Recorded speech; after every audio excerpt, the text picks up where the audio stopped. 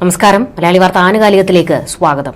നമസ്കാരം. രാഹുൽ മാങ്കൂട്ടത്തിലിനെ സംബന്ധിച്ച് ഇന്നത്തെ ദിവസത്തിന് ഒരു പ്രത്യേകതയുണ്ട്. അതായത് പാലക്കാട് MLA ആയി രാഹുൽ മാങ്കൂട്ടത്തിൽ സത്യപ്രതിജ്ഞ ചെയ്തത് ഒരു ഡിസംബർ 4-നാണ്. അപ്പോൾ ഇന്ന് ഒരു വർഷം തികയുകയാണ്. അയാൾ വാണതും വീണതുമെല്ലാം ഒരേ ദിവസമായി പോകുകയാണ്. എന്നാൽ രാഹുൽ മാങ്കൂട്ടത്തിലിനെ പൂർണ്ണമായും തള്ളിപ്പറഞ്ഞതോടുകൂടി ഞങ്ങളുടെ ഉത്തരവാദിത്തം കഴിഞ്ഞു, ഇനി ഞങ്ങൾ സേഫാണ് എന്നാണ് കോൺഗ്രസ് കണക്ക് കൂട്ടുന്നതെങ്കിൽ ഇവിടെ മുതലല്ലേ അവർക്ക് പിഴച്ചു തുടങ്ങുന്നത്. കാരണം തദ്ദേശ തെരഞ്ഞെടുപ്പിൽ ഇതിനെല്ലാം മറുപടി പറയേണ്ടി വരും. സ്ഥാനാർത്ഥികൾക്ക് പ്രചരണത്തിനു പോലും ഇറങ്ങാനുള്ള ധൈര്യമില്ല. യഥാർത്ഥത്തിൽ ഈ പ്രശ്നങ്ങൾ തുടങ്ങുന്ന ഇവിടെ നിന്നല്ല.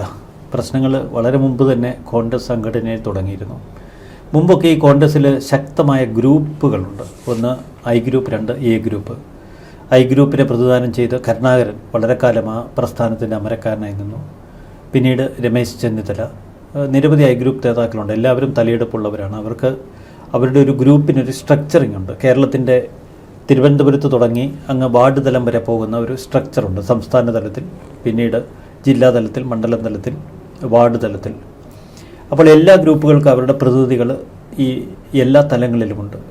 മറുവശത്ത് A ഗ്രൂപ്പ് ശക്തമായി നിലകൊണ്ടിരുന്നു.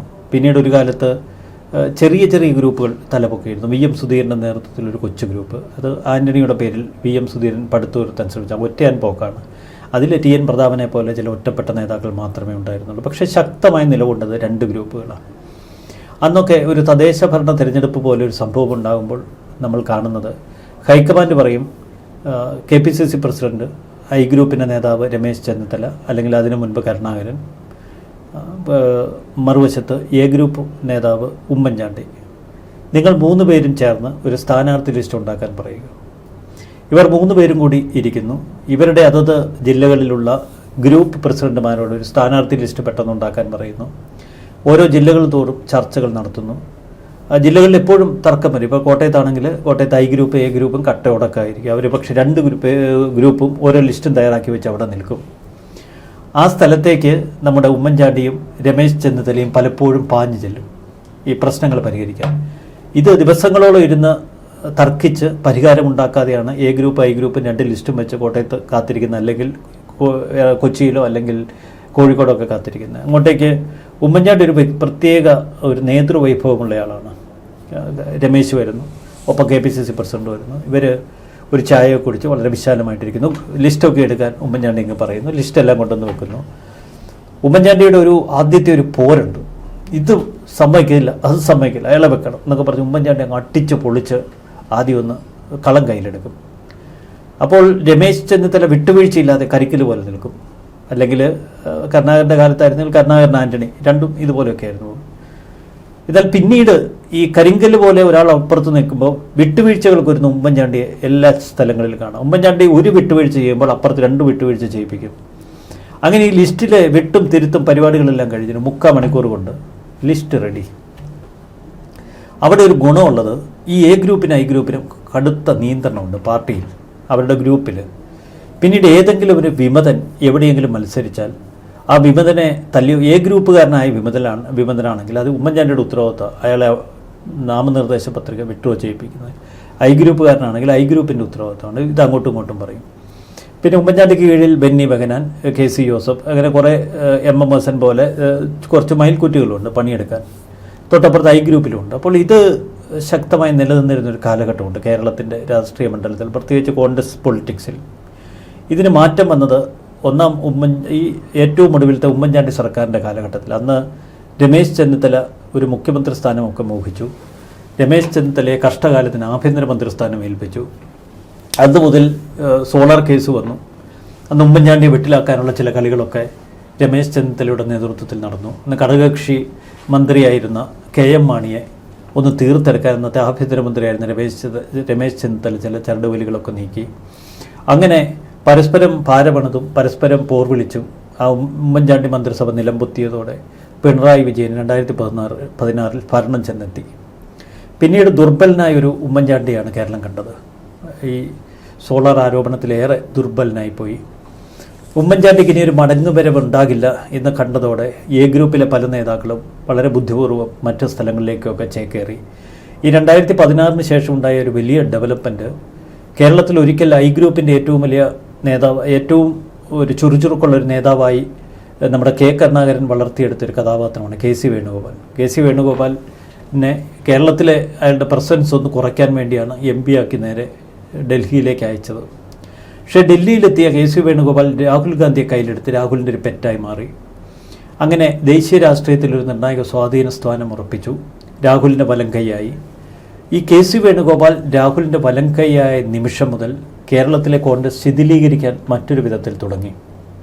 അതിനൊരു വലിയ കാരണം 2011-16 UDF മന്ത്രിസഭയും അക്കാലത്ത് രമേശ് ചെന്നിത്തലയുടെ ചില നീക്കങ്ങളുമാണ്.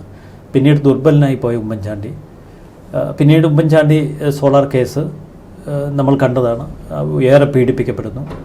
പിന്നീട് ഉമ്മൻചാണ്ടിയുടെ മരണം. ഉമ്മൻചാണ്ടിയുടെ മരണത്തോടെ ഐ ഗ്രൂപ്പ് കൂടുതൽ പച്ചപിടിക്കുമെന്ന് നമ്മൾ കരുതിയത്. പക്ഷെ സംഭവിച്ചത് എ ഗ്രൂപ്പ് ചിഹ്നിച്ചെതറി. എ ഗ്രൂപ്പിലെ പലരും ഐ ഗ്രൂപ്പിൽ വന്നു കയറി. ഇതിനിടയിൽ രാഹുൽ ഗാന്ധിയുടെ വലം കൈയായി നിന്ന കെ സി വേണുഗോപാൽ കേരളത്തിൽ ഇനി ഗ്രൂപ്പ് രാഷ്ട്രീയമില്ല എന്ന് പ്രഖ്യാപിക്കുന്നു. ഗ്രൂപ്പ് രാഷ്ട്രീയം അപകടമാണ് എന്ന പ്രഖ്യാപനവുമായി ശശി തരൂരിനെ പോലുള്ളവർ രംഗപ്രവേശനം ചെയ്യുന്നു. പക്ഷെ അവർക്കൊന്നും കേരളത്തിലെ ഈ കോൺഗ്രസിനെ പൂർണ്ണമായും തങ്ങളുടെ ഉള്ളം കയ്യിൽ നിർത്താനുള്ള കഴിവില്ല, കെൽപ്പില്ല, അതിനുള്ള കപ്പാസിറ്റി ഇല്ല. അങ്ങനെ കപ്പാസിറ്റിയുള്ള നേതാക്കൾ പൂർണ്ണമായി അരങ്ങൊഴിഞ്ഞു. പിന്നീട് അവശേഷിച്ചത് എ ഗ്രൂപ്പിലെ ബെന്നി ബെഹനാനെ പോലുള്ള നേതാക്കൾ. അവർക്ക് വലിയ ജനസ്വാധീനമൊന്നുമില്ല. പാർട്ടി പ്രവർത്തകർക്കും പാർട്ടിയുടെ പ്രാദേശിക നേതാക്കളുടെ ഇടയിലുമുള്ള ഒരു സ്വാധീനം മാത്രമേ ഉള്ളൂ. ജനസ്വാധീനമുള്ള നേതാക്കൾ പൊതുവെ അങ്ങ് മാറി. കെ സി ജോസഫ് പ്രായാധിക്യമായി ഇരിക്കൂരിൽ നിന്ന് മാറി കോട്ടയത്തേക്ക് വന്നു. കെ സി ജോസഫിനുള്ള പ്രാധാന്യമൊക്കെ എ ഗ്രൂപ്പിൽ നഷ്ടപ്പെട്ടു. എം ഹസനെ ചുക്കിനും ചുണ്ണാമ്പിനും കൊള്ളാതെ എവിടെയെങ്കിലുമൊക്കെ പ്രതിഷ്ഠിക്കുന്ന ഒരു കഥാപാത്രമായി മാറി. അങ്ങനെ എ ഗ്രൂപ്പിലെ നേതാക്കളെ ഇല്ലെന്നായി. തിരുവഞ്ചൂർ രാധാകൃഷ്ണൻ അവസരം നോക്കി നേരെ കെ സി വേണുഗോപാലിൻ്റെ ക്യാമ്പിലേക്ക് ചാടാൻ തുടങ്ങി. ഇതിനിടയിൽ കെ സി വേണുഗോപാൽ കേരളത്തിൽ VD സതീശൻ എന്ന ഒരു കഥാപാത്രത്തെ, കഴിവൊക്കെ ഉണ്ട്, നല്ല നിയമസഭയിലൊക്കെ നല്ല പെർഫോമൻസാണ്, നല്ല തകർപ്പൻ പെർഫോമൻസിലൂടെ ഒരിക്കൽ തോമസ് ഐസക്കിനെ നേർക്കുനേർ വെല്ലുവിളിച്ച് കീഴ്പ്പെടുത്തിയതാണ്. പക്ഷേ ഉമ്മൻചാണ്ടിയോട് ഒരു അതൃപ്തി VD സതീശന് പണ്ടേ ഉണ്ട്. കാരണം ഏറ്റവും നിർണായക സമയത്ത് ഒരു ധനമന്ത്രി സ്ഥാനം പ്രതീക്ഷിച്ചിരുന്ന കഥാപാത്രമായിരുന്നു VD സതീശൻ. അന്നത് കൊടുത്തില്ല, അതിൻ്റെ കലിപ്പുണ്ട്. അതുകൊണ്ട് ഉമ്മൻചാണ്ടിയെ വലിയ ശത്രുവായി തന്നെ എന്നും കരുതുന്നൊരു കഥാപാത്രം. ഇപ്പോൾ കെ സി വേണുഗോപാൽ രമേശ് ചെന്നിത്തലയെ ഒന്ന് മാറ്റി നിർത്തി ഒന്നാം പിണറായി വിജയൻ മന്ത്രിസഭയ്ക്ക് ശേഷം പ്രതിപക്ഷ നേതൃസ്ഥാനത്തേക്ക് അങ്ങനെ VD സതീശനെ കൂട്ടിക്കൊണ്ടുവരുന്നു, അതിൽ പ്രതിഷ്ഠിച്ചു. കെ സിയുടെ കണക്കൂട്ടൽ വ്യക്തമാണ്. VDയെ മുൻനിർത്തി കെ സി കേരളത്തിൽ ശക്തനാകാം എന്ന് കരുതി. അങ്ങനെ VD സതീശൻ രംഗത്ത് വരുന്നു. VDക്ക് സപ്പോർട്ടുമായി VDയുടെ ഒരു പുതിയ മുന്നേറ്റം. കെ സി വേണുഗോപാൽ കേന്ദ്രത്തിലുണ്ട്. അപ്പോൾ പഴയ മൂത്ത് നരച്ച നേതാക്കളെയെല്ലാം ഒറ്റയടിക്ക് തൂത്തെറിഞ്ഞ് കേരളത്തിൽ യുവരക്തമോടുന്ന ഒരു സംവിധാനം കത്തിജ്വലിച്ചു വരുന്ന കാഴ്ച നമ്മൾ കണ്ടു. അവിടെ VDക്ക് കീഴിൽ ഷാഫി പറമ്പിൽ, രാഹുൽ മാങ്കൂട്ടം, അങ്ങനെ ഒരുപിടി നേതാക്കൾ, തൊട്ടപ്പുറത്തുകൊണ്ട് റോജിയം ജോട്ട് പോലെയുള്ള നേതാക്കളുണ്ട്. പക്ഷേ അതിശക്തരായ ഒരു നേതൃനിര ഇവർക്ക് പിന്നിൽ അണിനിരുന്നത്. പക്ഷേ അവിടെ സംഭവിച്ചത് മറ്റൊന്നാണ്. VD സതീശനെ കേരളത്തിലെ പഴയകാല തലമുറ അംഗീകരിക്കാതായി. ഉദാഹരണത്തിന് നമ്മുടെ രമേശ് ചെന്നിത്തല, കെ മുരളീധരൻ, പഴയ എ ഗ്രൂപ്പ് നേതാക്കൾ, ഇവരാരും VD സതീശനെ ഉൾക്കൊള്ളാൻ തയ്യാറല്ല. ബെന്നി ബെഹനാൻ പോലുമില്ല. അവരൊക്കെ പിന്നീട് VDയെ ഒതുക്കാൻ രമേശ് ചെന്നിത്തലയുടെ സഹായം തേടി രമേശിനെ വീണ്ടും നേതാവാക്കി മടക്കിക്കൊണ്ടുവരാൻ ആഗ്രഹിച്ചു. ഇവിടെ ഇങ്ങനെ തമ്മിൽ തല്ലിയപ്പോൾ അവസരം മുതലെടുക്കാമെന്ന് കെ സി വേണുഗോപാൽ കരുതി. ഫലത്തിൽ കേരളത്തിൽ ഒരു നാഥനില്ല കളരി. KPCC പ്രസിഡന്റായ കെ സുധാകരനെതിരെ ഇടയ്ക്ക് KPCC പ്രസിഡന്റായ കെ സുധാകരനെതിരെ VD സതീശൻ തന്നെ ശക്തമായ നിലപാടെടുക്കുന്നു. അവർ തമ്മിലടിക്കുന്നു.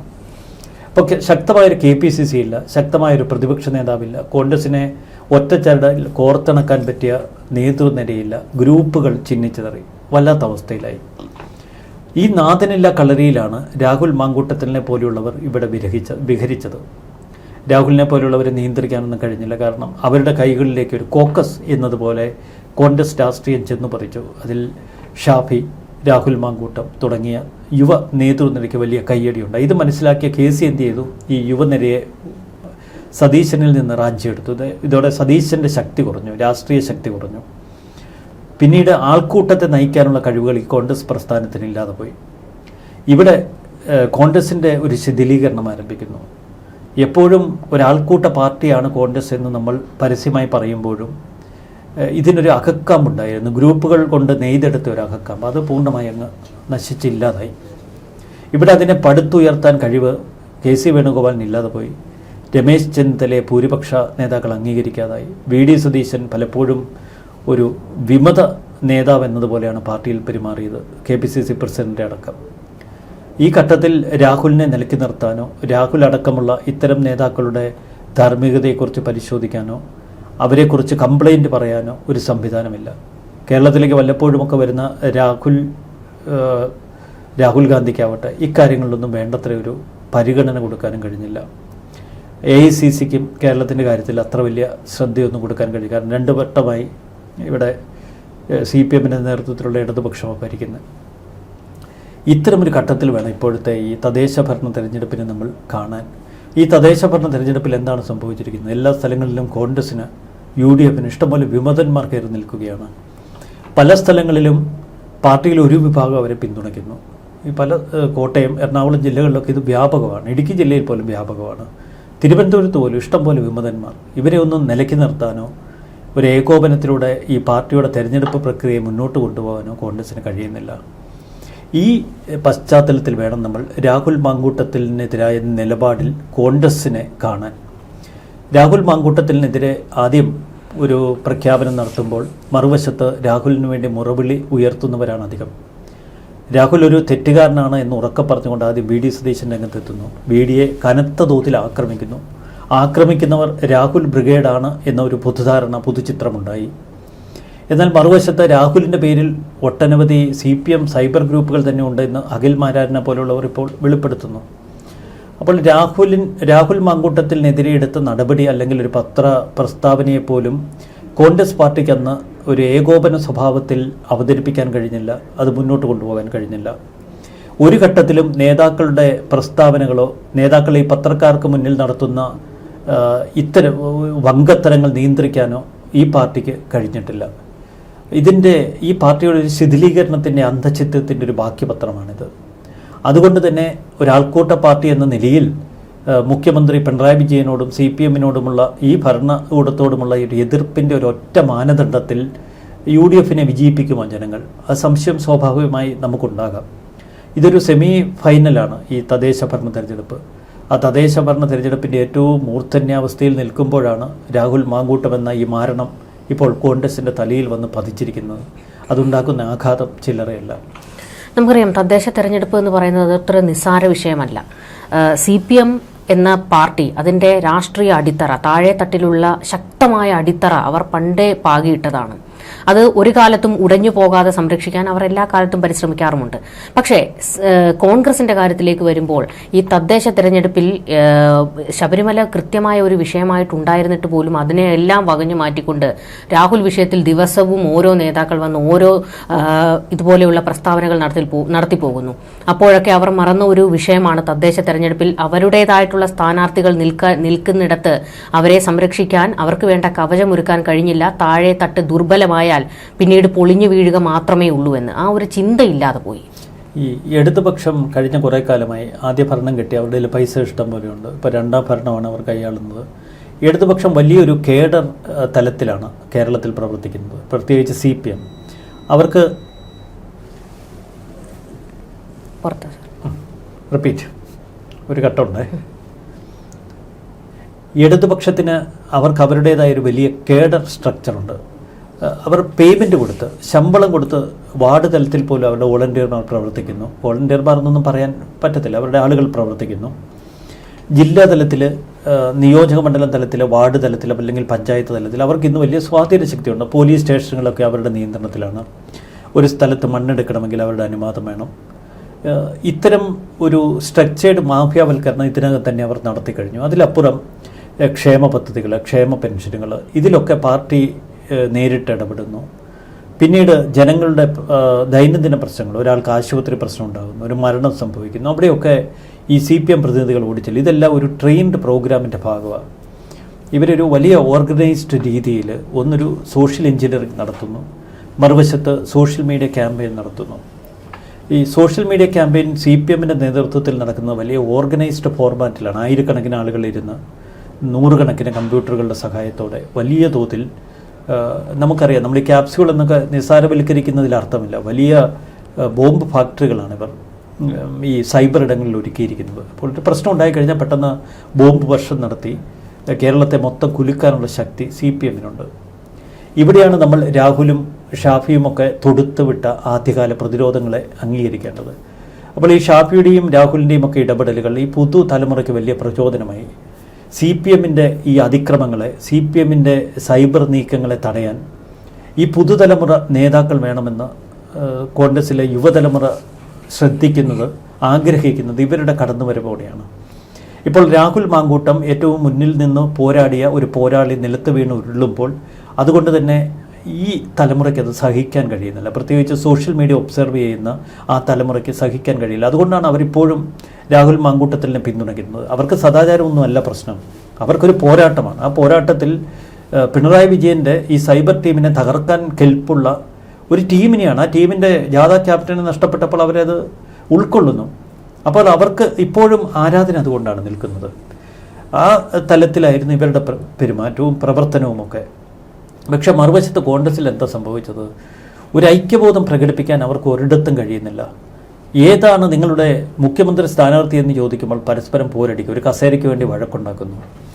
ഇടക്കാലത്ത് VD സതീശൻ ശക്തനായി, അപ്പോൾ രമേശ് ചെന്നിത്തലയുടെ പോര്, കേരളത്തിലെ മുഖ്യമന്ത്രി കസേര സ്വപ്നം കണ്ട് ശശി തരൂരിൻ്റെ ഉൾപാർട്ടി പോരുകൾ, മറ്റ് നിരവധി എന്തിന് നമ്മുടെ തിരുവഞ്ചൂർ പോലും മുഖ്യമന്ത്രി സ്ഥാനം സ്വപ്നം കാണുന്നു. അപ്പോൾ ഒരുപാട് മുഖ്യമന്ത്രി സ്ഥാനമോഹികളുണ്ട്. കഴിഞ്ഞ കുറേ കാലമായി കേരളത്തിലെ ഈ കോൺഗ്രസ് പ്രസ്ഥാനത്തിൽ നിറഞ്ഞു നിന്നിരുന്നത് ഉമ്മൻചാണ്ടി, AK ആൻ്റണിയൊക്കെ. അതുകൊണ്ട് അധികം പേർക്ക് വലിയ സ്പേസ് കിട്ടിയില്ല. അവർ കളവൊഴിഞ്ഞപ്പോൾ ആ സ്പേസിലേക്ക് ഇരച്ചു കയറാനുള്ള നീക്കം. പക്ഷെ അതിനൊന്നും കഴിവുള്ളവരല്ല മിക്കവരും. വലിയ കഴിവുള്ള നേതാക്കളെ അകറ്റി നിർത്തി തങ്ങളുടെ ചൊൽപ്പിടിക്ക് നിൽക്കുന്ന ഇടത്തരം നേതൃവാസനയുള്ളവരെ ഒരു സെക്കൻഡ് ലെയറിലാണ് ഈ ഉമ്മൻചാണ്ടിയും ആൻ്റണിയും ഒക്കെ നിർത്തിയത്. അവരങ്ങനെ നിർത്താനേ അവർ അനുവദിക്കത്തുള്ളൂ. തങ്ങളുടെ തലയ്ക്ക് മുകളിൽ തലവെട്ടി മുകളിലേക്ക് കയറുന്നവരെ രാഷ്ട്രീയപരമായി നിർത്തുന്ന അപകടകരമാണെന്ന് അറിയാം. അതുകൊണ്ട് ഇപ്പോൾ ഈ ഉദിച്ചുയർന്ന് തലമൂത്ത് നിൽക്കുന്ന ഈ കോൺഗ്രസിൻ്റെ വൃത്ത നേതൃത്വത്തെ അത്ര കണ്ട് യുവത അംഗീകരിക്കുന്നില്ല. പക്ഷെ അവർക്കും ഒരു സ്പേസ് വേണ്ടേ? അവർ ഇത്രയും കാലം പാർട്ടിക്ക് വേണ്ടി ആത്മത്യാഗം ചെയ്തതല്ലേ എന്ന് അവർ തന്നെ ചോദിക്കുന്നു. അതിനും കൃത്യതയോടെ ഉത്തരം പറഞ്ഞാൽ അവർക്കൊരു സ്പേസ് കൊടുക്കണം. പക്ഷേ ഇവരെ പണ്ടൊക്കെ ഇതിനെ ഒരു ഏകോപന സ്വഭാവത്തോടെ കൊണ്ടുപോകുമെങ്കിൽ ഇപ്പോഴതില്ല. ഇവിടെയാണ് നമ്മൾ രാഹുൽ മാങ്കൂട്ടം വീണതിൻ്റെ അപകടത്തിൻ്റെ വ്യാപ്തി മനസ്സിലാക്കാൻ. രാഹുലിനെതിരെ ആദ്യം സസ്പെൻഷൻ നടപടി സ്വീകരിക്കുന്നത് മനസ്സില്ലാ മനസ്സോടെയാണ്. അന്ന് ആ സസ്പെൻഷൻ നടപടി ആരാണ് സ്വീകരിക്കാൻ നിർബന്ധിച്ചത് എന്നതിൻ്റെ പേരിൽ VD സതീശനെതിരെ കയ്യോങ്ങി, രമേശ് ചെന്നിത്തലയ്ക്കെതിരെ കയ്യോങ്ങി. ഒടുവിൽ ഇത് പാർട്ടി ഒറ്റക്കെട്ടായി എടുത്തതാണ് എന്ന് ചിലർ പ്രഖ്യാപിച്ചു. പാർട്ടിയിലെ ചില നേതാക്കൾ K മുരളീധരൻ, രാജ്മോഹൻ ഉണ്ണിത്താൻ, TN പ്രതാപൻ തുടങ്ങിയ ഒരുപിടി നേതാക്കൾ രാഹുൽ മാങ്കൂട്ടത്തിനെതിരെ ഒളിഞ്ഞും തെളിഞ്ഞുമൊക്കെ അതിശക്തമായി പ്രവർത്തിച്ചു. അവനെ എങ്ങനെയും ഈ പാർട്ടിയിൽ നിന്ന് തെറിപ്പിക്കുമെന്ന് ശപഥം ചെയ്തു. എല്ലാറ്റിനും ഒടുവിൽ കോടതി വിധിയിലൂടെ രാഹുൽ പുറത്തേക്ക് പോകുന്നു.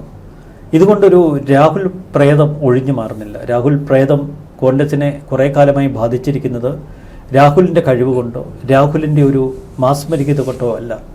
കോൺഗ്രസ് എത്രത്തോളം ശിഥിലമാണ് എന്ന് വിളിച്ചറിയിക്കുന്നതാണ് ഈ രാഹുൽ പ്രേതം ഇതിനകത്തേക്ക് കയറിയിരിക്കുന്നത്. അല്ലെങ്കിൽ രാഹുലിനുള്ളിലേക്ക് കോൺഗ്രസ് കടന്നുപോയത് കോൺഗ്രസിൻ്റെ ശിഥിലീകരണ സ്വഭാവം കൊണ്ട് തന്നെയാണ്.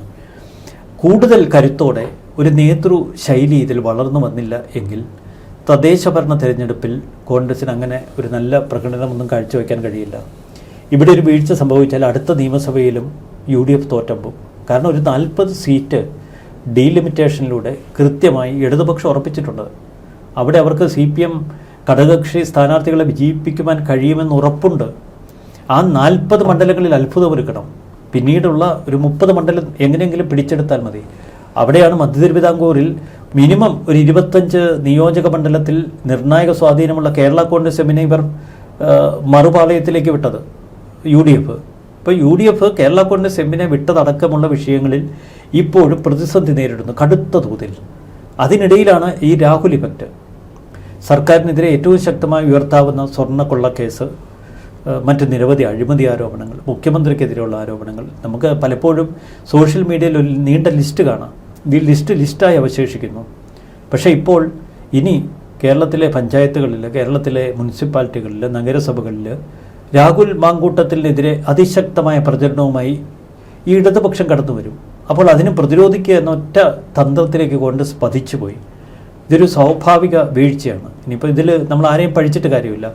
ഒരു സംഘടന എന്നുള്ള നിലയിൽ കോൺഗ്രസ് വേണ്ടത്ര ജാഗ്രത പുലർത്തിയിരുന്നുവെങ്കിൽ, വേണ്ടത്ര മുന്നൊരുക്കങ്ങൾ എടുത്തിരുന്നു എങ്കിൽ, ഒരു നേതൃശൈലി കോൺഗ്രസിനുണ്ടായിരുന്നു എങ്കിൽ ഒരു കേഡറിസം ഈ പാർട്ടി നിലനിർത്തിയിരുന്നു എങ്കിൽ ഇതൊന്നും ബാധിക്കില്ല CPM-നെ ഉള്ളിൽ എന്നതുപോലെ. CPM-ൽ എത്ര പേരാണ് വേട്ടകളിൽ കുടുങ്ങി കിടക്കുന്നത്. പക്ഷേ എന്നിട്ടും അവർക്കൊന്നും എതിരെ ചെറുവില്ലനക്കാൻ ഇവിടെ ആർക്കും കഴിയുന്നില്ല. അപ്പോൾ പ്രതിഷേധങ്ങളും പ്രതിരോധങ്ങളും ഒക്കെ ഏറെ ദുർബലമാണ് UDF-നെ സംബന്ധിച്ച്. നമ്മളിത് UDF-നെ തള്ളിപ്പറയുന്നതല്ല. UDF-ൻ്റെ ഒരു ആത്മപരിശോധനയ്ക്കുള്ള സമയമാണ്. അവർ തിരുത്തട്ടെ. തിരുത്തിയാൽ അവർക്ക് കേരള രാഷ്ട്രീയത്തിൻ്റെ ഒരു നിർണായക ശക്തിയാകാം. കാരണം പിണറായി വിജയൻ സർക്കാരിനോടുള്ള എതിർപ്പ് ചില്ലറയല്ല. ഇവിടെ ഇപ്പോഴത്തെ ഏറ്റവും വലിയ സവിശേഷത വെറുതെ നിന്ന് ഈ പിണറായി വിജയൻ സർക്കാരിനോടുള്ള എതിർപ്പിൻ്റെ ഗുണഭോക്താക്കളായി BJP ഉൾപ്പെടുന്ന NDA മുന്നണി മാറുമെന്നുള്ളതാണ്. ഈ വരുന്ന തെരഞ്ഞെടുപ്പിൽ തിരുവനന്തപുരം കോർപ്പറേഷൻ ഉൾപ്പെടെ പല സ്ഥലങ്ങളിലും നിർണായക സ്വാധീനം ചെലുത്താൻ BJP-ക്ക് കഴിയും.